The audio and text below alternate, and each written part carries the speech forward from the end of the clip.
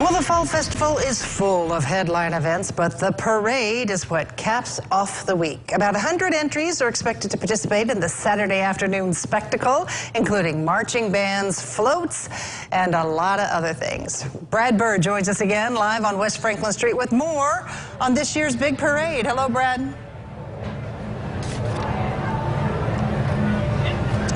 Well, Shelley, everyone loves a parade, and some of the great adventures we've seen here on West Franklin over the last so many years and decades. Joining me right now is Brandon Julian. He is the chairman, the parade chairman for this year's Westside Nightclub Fall Festival Parade. It is on Saturday. Brandon, thank you so much for being here. I'll tell you, the thing that really amazes me first is you've got these at least 100 units that are making their way down West Franklin. Looking behind us right now, all these people. First, how do you coordinate getting the path made for some of these marching bands, floats, and so forth? Yeah, so it all starts the night before, and we put barricades out, no parking signs. That way, we start to filter the street out.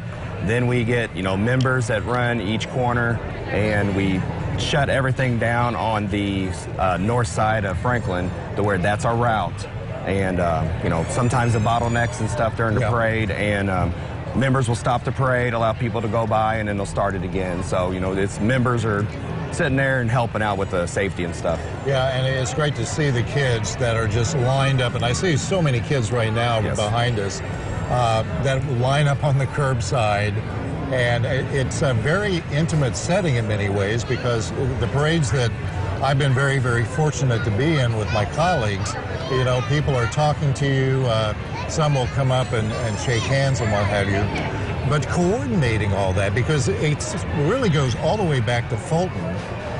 You need to get there in time, get in line. Oh, yeah. And there's a rhyme and reason to it. Yeah, so we start staging from 12 to 3. We have 99 total units this year. So they go everywhere. We fill up Fulton Interior's lot and Westside Honda's lot.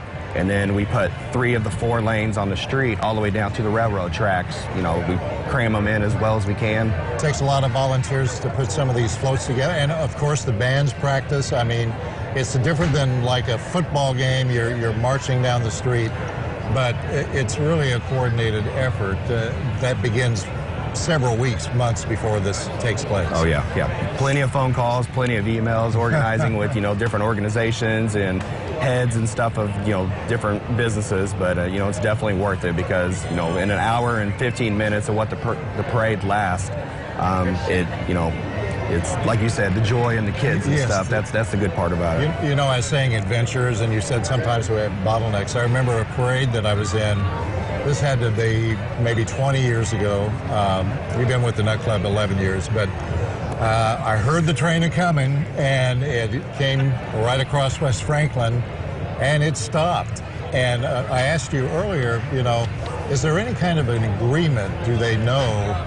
That's tough to time, because there are a lot of trains that use that track. Yeah, it's obviously CSX and all the railroads have to do their job too. So, they do know at this amount, between that time, 12 to 6, let's try to limit the amount of trains we get going through there. Everybody hopes, for none, but obviously it does happen every now and then. Well, I tell you what, I've got an old 59 Impala that I brought down the parade route a few years ago, and it has an alternator, and it was slowly dying, and I thought, I don't want to hold up this parade, what will happen? But it was always a very big adventure. Congratulations on another great event this year, and it's going to be a great, starts at 4. Yeah. Parade steps off at 4:30, and we'd also like to thank Banterra Bank for being our title sponsor. All righty. Brandon, thank you so much. Thank you.